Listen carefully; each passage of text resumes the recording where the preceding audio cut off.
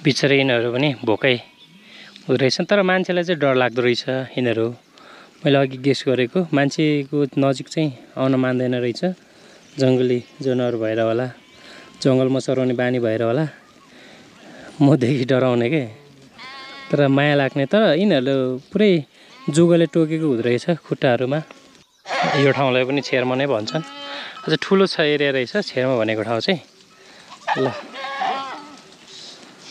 यहाँ भेडाको गाड चाहिँ भोक लाग्यो तिमीलाई भोक लाग्यो भोक लाग्यो भोक लाग्यो ल आहा कति राम्रो फुल है कति राम्रो फुलहरू छ ल यहाँ हेर्नुहोस् त ओहो यिनीहरू फुलको बिचमा अझै माथि हाइटमा पुग्दाखेरि चाहिँ फुल धेरै फुल आउँछ है यिनीहरू चाहिँ आमा छोराहरू हुँदो रहेछ यिनीहरूको नि परिवार हुँदो रहेछ अनि एक आपसमा जब ग्याङमा हिँड्ने बेलामा छुटेपछि चाहिँ कराउँदो रहेछ कि किन कराएको भनेको त उनीहरूको छोरा छोरीहरू छुटेर हिँड्ने रहेछ नि त एउटा टिममा तर थाहा हुँदैन त्यही भएर चाहिँ कराउँदो रहेछ कहाँ गयो भनेर मलाई त्यस्तै लाग्यो है मलाई त धकली पो लाग्यो त यिनीहरू ओए ल यिनीहरू धकल्छ यार ल आमामा यिनी त लडाउने पो रहेछ त मलाई त ओहो डर लाग्यो ल कति छ यहाँ ओए बिस्तारै है तिनीहरू ल बिस्तारै जाऊ आमामा ल यिनीहरू चाहिँ खोला तर्दैछ है माथि जाँदैछ ग्याम खाजो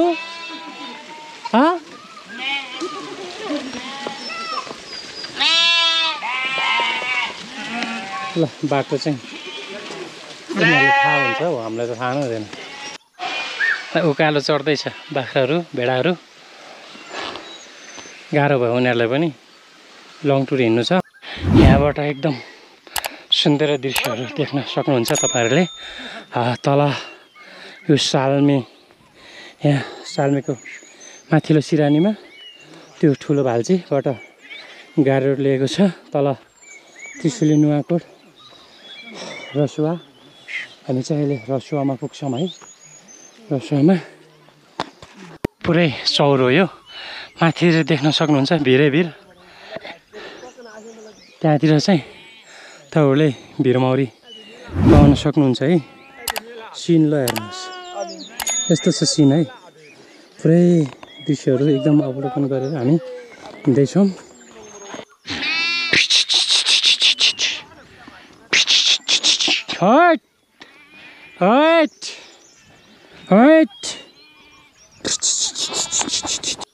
हामी त्यो डाँडा तपाईँहरूले देख्न सक्नुभएको छ है त्यो डाँडा पनि कट्नुपर्छ अहिले त्यो डाँडा कटिसकेपछि कस्तो ठाउँ आउँछ हामी तपाईँहरूलाई त्यो दृश्य देखाउने नै छौँ है अहिले हामी चाहिँ पहाडको एउटा मुनि छौँ र त्यो एउटा चौरमा यो चौरतिर चाहिँ यार्सा गुम्बाहरू पनि पाउँछ है दर्शकबिन हामी चाहिँ यार्सा गुम्बा खोज्न भ्याउँदैनौँ अब हामी यो भेडा चराउँदै कहाँसम्म हुन्छ हामी त्यहाँसम्म जान्छौँ है गोठालाले चाहिँ भेडा धपाएर लगेको छ हामी चाहिँ एकछिन रेस्ट गरेको छौँ हामी सबैजना थाकेको छ भारीहरू पनि बोकेको छ होइन एकदम लास्ट फर्स्ट टाइम हो थकान यो फर्स्ट ट्राभल हो लङ ट्राभल हामीले चाहिँ तपाईँहरूलाई हामी यसको कन्टिन्युटी भिडियोहरू देखाउँछौँ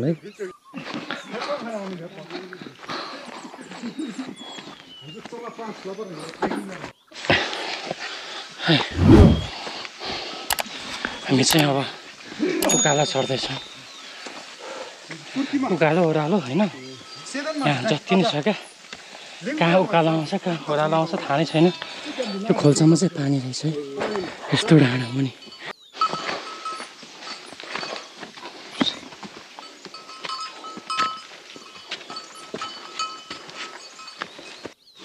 यो माथिबाट यस्तो सिन देखिन्छ है दर्शकबिन एकदम थकित अवस्थामा छ। ल हेर्नुहोस् त कस्तो एकदम रमणीय सिन देख्छ है। ल हेर्नुहोस् त एकदम रमणीय स्थलहरू देख्न सकिन्छ हामीले। हामी बस्ने भनेको यो ठाउँमा बस्ने भनेको छ के हुन्छ आज हेरौँ। आज हामी चाहिँ यो ठाउँमा बस्नेछौँ। ल हेर्न सक्नुहुन्छ यो खरानी गुफा भनिन्छ नेपालीमा, तामाङ भाषामा चाहिँ नेफु भनिन्छ है। ल हेर्नुहोस् त एकदम उ त्यो माथि चाहिँ गोङ्गा है, गोङ्गा डाँडामा चाहिँ तलबाट रोड खन्दा आएको यहाँ गोङ्गा डाँडा पुग्छ रोडमा। अब हामी चाहिँ खाजा खान्छौँ है, एकदम भोक लाग्यो। यो भाइ खतरा हिँड्ने त है, मलाई त मान्यो है। आमाम यस्तो खतरा हिँड्दो रहेछ भने पुरै। ओहो नाम के हो बाबा? रुपेन। रुबेन कस्तो नाम हो कस्तो कन्फ्युज हुन्छ यार यो भाइले। त्यो मृग जस्तो दौडिने क्या है तेरिका। खाजा ल्याएको छ। अब हामी खाजा खान्छौँ डाँडाको छेउमा बसेर। ल हामी आज बस्ने ठाउँ चाहिँ त्यो ठाउँ है, त्यो ठाउँ। ल अब हामी खाजा खान्छौँ। भाले खान्छ ए हो हाम्रो चाहिँ गाउँतिर भाले खान्छ भन्छ त्यो भाइले। अब हामी मिक्स गर्छौँ यो चाउचाउहरू फोरेर मिक्स गर्ने हो।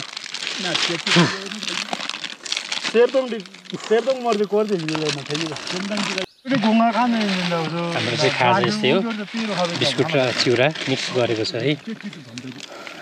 खाजा यो खाइन्छ तर यसमा होइन ढिँडो भात पहिले टन्न पकाएको हुनुपर्छ अनि छोपमा खानाले गजब हुन्छ नि त।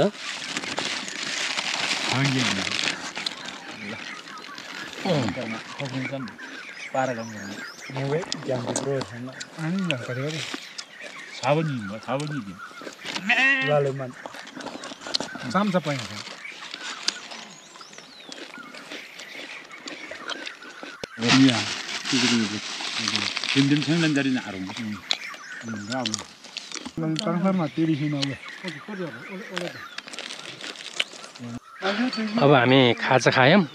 खाजा खाइसकेपछि अब अलिकति पनि पानीहरू अलिक सिमसिम परिरहेको छ। अब हामी जाँदैछौँ। अब हाम्रो टार्गेट नजिक आइसकेको छ। अब त्यहाँ हामी सिस्नु खोज्छौँ अनि भेडाहरूको दुध दुन्छौँ, भात पकाएर खान्छौँ, ढेँडो खान्छौँ। तपाईँहरूले चाहिँ कस्तो गरी भेडाको दुध कसरी दुइन्छ अनि सिस्नु ढेँडो भात खाइन्छ होला पकाइ पनि। ल हेर्नुहोस् है त अब हाम्रो त्यो कार्य अब सुरु हुन्छ है। नान्न बिचरा यो हो नि त हाम्रो सेक्युरिटी। अब हामी एउटा खोल्सामा आइपुगेको छौँ।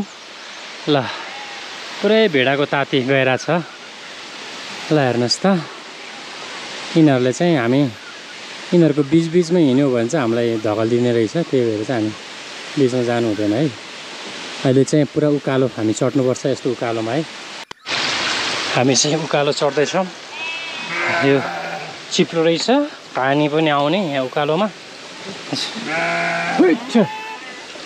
हेर्नुहोस् त उकालो बाटो। ओइ हात टेकी जानुपर्छ यार। ल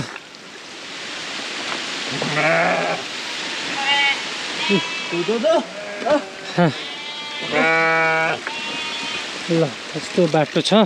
र अब हामी बस्ने ठाउँ आइपुग्दैछ है। कस्तो छ त बस्ने ठाउँ हेर्नु पर्यो।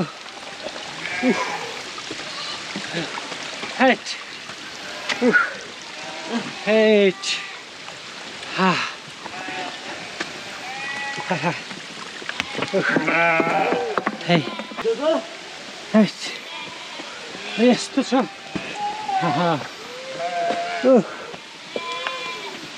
उकालो यार बाटो त। यहाँ चाहिँ अलिकति साँग्रो बाटो रहेछ, पुरै एकदम हिँड्नलाई उनीहरूलाई गाह्रो भइरहेछ। ल यस्तो बाटो छ, त्यही भएर चाहिँ उनीहरूलाई गाह्रो भइरहेको रहेछ क्या। र केही छैन बिस्तारै जान्छ यिनीहरू। मान्छे भएपछि चाहिँ अलिकति डर मान्दो रहेछ यिनीहरू। ल पुरै भेडाको बथान भनेको यही हो है दर्शकबिन। देख्न सक्नुहुन्छ एउटा भेडा अगाडि बढ्यो भने बढेको गर्छ। ल हेर्नुहोस् बाख्रा पनि मिक्स छ, भेडा पनि छ है, सबै मिक्स छ। पुरै ठेली जाँदो रहेछ, बाटो सागुरेको कारणले यिनीहरूलाई अलिक गाह्रो भइरहेको रहेछ। पुरै ठेली जान्छ, कुनै तल पनि झर्न दिएको छैन, तर केही छैन, यिनीहरू जान्छ बिस्तारै।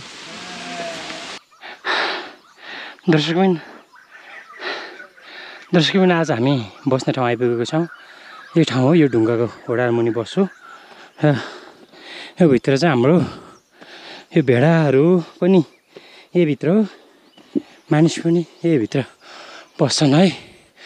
ल हेर्नुहोस् यस्तो छ यो भित्र। यो चाहिँ जमानामा पहिला यो माथि रुबी भ्यालीहरूको भयो, सोमदाङहरूको भयो, सबै मानिसहरू चाहिँ यो बाटो हिँड्छन् रे। हामी चाहिँ यो ठुलो ढुङ्गाको मुनि बस्छौँ है। तपाईँले देख्न सक्नुहुन्छ यहाँ हामी आजको बास यहाँ हुन्छ। र यस्तो ठाउँ छ यो, यस्तो ठाउँ रहेछ हामी बस्ने ठाउँ चाहिँ यही हो। आज यो ढुङ्गाको मुनि है, माथि चाहिँ पुरै पहाड छ, मृगहरू हिँड्ने ठाउँ। यहाँ चाहिँ हामी बसोबास गर्ने स्थानीय हो। यसको विशेषता चाहिँ यहाँ पहिला जुन बाटोमा हिँड्ने यता मान्छेहरू चाहिँ यहाँ बास बस्दो रहेछ, अनि आगो फुक्दो रहेछ। त्यो भाग चाहिँ आगो फुकेर कालो भएको, धेरैभन्दा पहिला धेरै वर्ष अगाडि नै आगो फुक्ने अनि यहीँ बस्ने, अनि त्यही भएर चाहिँ पुरै कालो भएको रहेछ ढुङ्गा। हेर्नुहोस् त यस्तो ठाउँ। अब हामी चाहिँ यहाँ यो सबै ठाउँमा चाहिँ यहाँ भेडाहरू बस्छन्, अनि कुनैतिर बस्छ, यहीँ खाना पकाएर खान्छ है।